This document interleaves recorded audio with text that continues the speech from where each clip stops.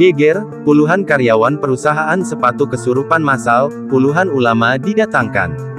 Terjadi kesurupan massal di Garut yang melanda karyawan PT Pratama Abadi Industri di Desa Cijolang, Kecamatan Limbangan, Kabupaten Garut, Jawa Barat, Rabu tanggal 6 Juli tahun 2022. Yang menggegerkan, karyawan yang mengalami kesurupan massal di Garut ini jumlahnya sangat banyak. Saking banyaknya, pihak perusahaan terpaksa meminta pertolongan pihak kepolisian dan TNI serta puluhan ulama setempat. Pihak perusahaan mendatangkan pula tim medis untuk menangani kesurupan massal di Garut ini. Peristiwa kesurupan massal terjadi sejak pagi sekitar pukul 8 waktu Indonesia Barat. Hingga pukul 12 waktu Indonesia Barat ternyata karyawan yang kesurupan masih terjadi. Awal kesurupan massal terjadi ketika sejumlah karyawan di tataran manajemen sedang menggelar meeting harian.